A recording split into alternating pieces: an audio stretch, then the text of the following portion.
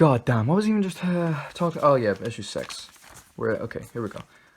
Oh my god. We're on like page 4. It's really, actually, when you think about it now, with, the benefit of foresight, it's really no surprise that Cheesy Chum thinks his town is unexciting. Because he comes from a planet.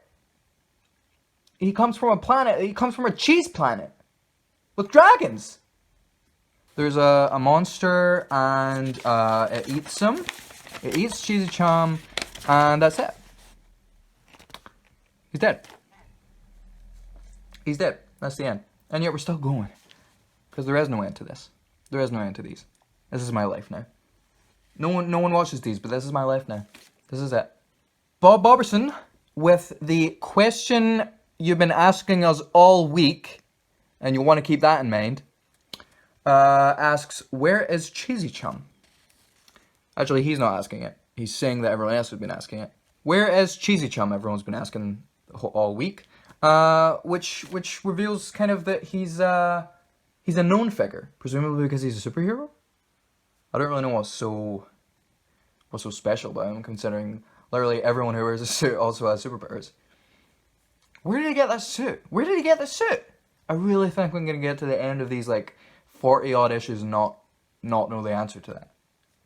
It's tearing me up inside, quite frankly. Also, dude, I'm sorry, but later on, the only reason he has superpowers is because of his superhero suit. But then later on, he has a sidekick. And the sidekick is called, as I'm sure you can guess, Ninja Duck. It's a duck. There's a ninja. And that's pretty much his character. And he's a sidekick. And the ninja doesn't have I guess it's just, he's a ninja. I guess that's fair. Captain America has superpowers, but Scarlet Witch doesn't. She's just basically a ninja, right? Okay, that's fine. Why am I nitpicking? Why am I nitpicking so far in advance? Why did I summarize issue 33? What am I going to do for issue 33? Dance? Dance? I don't want to dance for issue 33. Cheesy Chum is in fact such a well-known figure around town that the newsreader breaks down. He sobs when he has to read the news of the presumed death. Poor guy. Poor dude. Maybe they're like close friends. They weren't, but maybe. So here we go. Holy hell. Mr. Mister is suspicious about the news. I really broke all superhero comic conventions with this issue. Normally if a superhero main character died, they'd be like, even though everyone else knows that they're not really dead or they're coming back, they'd be mourned by more than just one newsreader. They'd be mourned for like an issue or most of an issue, or I don't know, when Superman died, I think it was like multiple issues before he came back. Because the death of a superhero is like a big thing, even though it's far less big than everyone, all the readers know it as. And it might feature the friends of the superhero gradually accepting that they are really dead, and coming to terms with that and moving on, until eventually the character returns to explain how he miraculously and very conveniently is alive again, or never died. Usually just in time to save the day. However, in Cheesy Chum comics, Mr. Mister is presented with the news of Cheesy Chum's death, and immediately has his suspicions. And manages to work out in just 3 panels exactly what actually transpired. Despite having no evidence to work that out. He's quite the detective, Mr. Mister. I guess? I don't know. Who is this guy? What makes this even dumber is how he works out that Cheesy Chum must still be alive. Now, stay with me here. He says, I don't understand. Cheesy Chum, and this is immediately after getting the news. He's watching the television of the newsreader breaking down. He says, I don't understand. Cheesy Chum was at my house yesterday and he was eating at 4:45 in the afternoon. But I left my house at 4:30. It takes 30 minutes to get to the beach. Oh my god. It takes 30 minutes to get to the beach from his house. Cheesy Chum couldn't have got to the beach that quickly by car. He does all this mental arithmetic, even though Bob Boberson stated seconds prior that viewers have been asking where Cheesy Chum is all week. Implying that he was eaten far earlier than yesterday when he was at Mr. Mister's house. I think that should have been the giveaway, Mr. Mister. I want to give myself the benefit of the doubt and assume that that's the joke. But in reality, I think I just forgot what I'd read on the previous page. So that's why it's so dumb. It's not a joke. I mean, maybe death of the author comes into play. Maybe it doesn't matter that when I wrote it as a kid, I didn't know it was a joke. Maybe I should appreciate it now. Because, it is kind of funny that Bob Robertson says something that should make Mr. Mister think, oh, Cheesy Chum can't be dead because he was at my house yesterday. But then instead we have half a page, 3 panels of him being like, wait, he was at, is that funny? I don't know. I'm also kind of thrown by the line, Cheesy Chum was at my house for a while yesterday, because it kind of reminds you, I know there's nothing here, so I shouldn't be, analyzing it, but that is the name of the show. It just reminds you how little these characters have been characterized, how little their relationships with each other have been developed, or even explained. In the first issue, it's made very clear that if Cheesy Chum is a SpongeBob, Mr. Mister is a Squidward. He may have a soft spot for Cheesy Chum, but Cheesy Chum's mere presence annoys him. And that's their relationship. It's very basic, but that's their relationship. Yet here we are 5 issues later, and Mr. Mister just casually mentions that Cheesy Chum was at his house for a while yesterday, which implies that they're friends. For the past 3 issues, actually, there's been zero reference, as far as I can remember, to Mr. Mister's dislike for Cheesy Chum, even though it was established in the first issue. So we can assume that at some point he got over this dislike and grew to accept Cheesy Chum for who he is. But where is that? Where is that development? Where is it? I'll tell you where it is. It's nowhere. Because it didn't happen. My kid self just,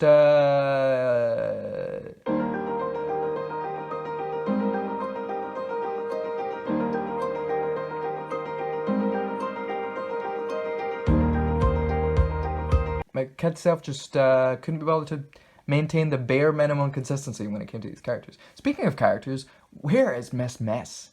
Where is Miss Mess? She appeared in issue 3. She married Mr. Mister in issue 4 for the sole purpose of getting kidnapped and hypnotized by an alien in issue 5. And 1 issue later, she's nowhere to be found. Where is she? Is she dead? Did Mr. Mister murder her? Did he murder her? Did you murder Miss Mess, Mr. Mister? What did you do? What did you do, bud? Did I really have to rub out the nose? Why did I even do that? The nose looks less accurate to the previous nose. The one I drew.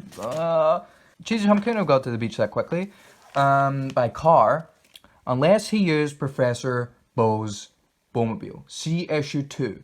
An issue, by the way, which at no point has any mention of Professor Bo's Bowmobile. Contrary to what you may have assumed, by the way, it's brought up right here. No, Mr. Mister brings up Professor Bo's Bowmobile purely to fast track his revelation that Professor Bo, who has a clone machine, cloned Cheesy Chum, and it's the Cheesy Chum clone that was eaten by the shark monster and not the real Cheesy Chum. Yes, he comes to this conclusion completely independently within 3 panels, just seconds after hearing about the death on the news. Truly breaking conventions here, folks. God, I'm so glad I have enough phone storage to record these episodes all in one setting.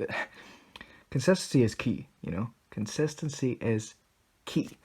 Anyway, so yeah, he works this out, and at no point does he think, oh wait, isn't Professor Bo meant to be in jail? And maybe we're thinking, oh, the average reader won't remember that he's in jail. Who cares? I just told you to see issue 2. I just told you to be reminded of that fact. I just told you. So if you followed my advice, you're now well aware. I mean, you didn't. You didn't. You didn't. I did.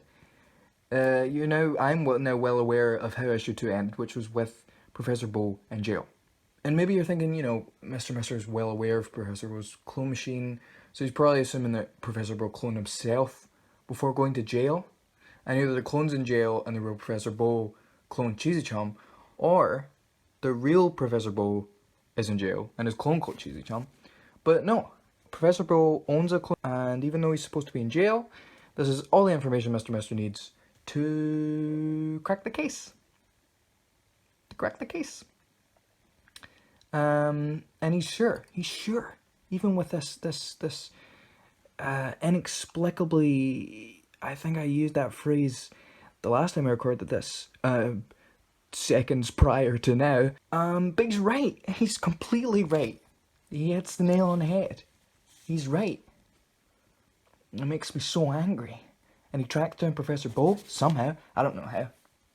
I don't even want to go into how, because I have no idea. I couldn't tell you. So Mr. Mister says to him, "Shouldn't you be in prison?" Did that just occur to him? So I guess he found Professor Bo just by going to Professor Bo's lab, because I don't know how else he would have found him. But if Professor Bo broke out of prison, why is he just in his signposted lab at this point? Is he not on the run? Is he not?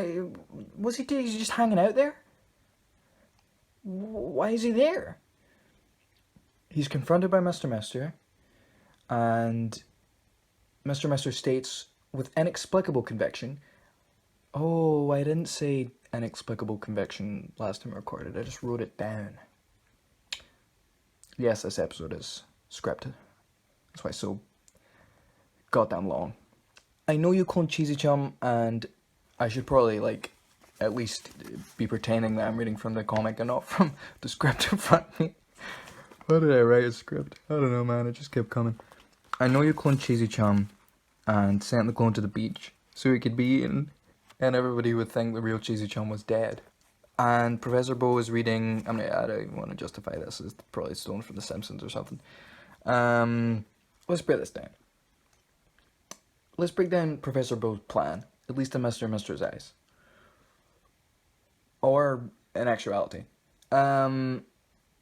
Professor Bo breaks out of prison. Assuming this was part of his plan, he broke out of prison after seeing the pictures of that John man, R.I.P. by the way, F's in chat, being eaten by the big monster. And hold up.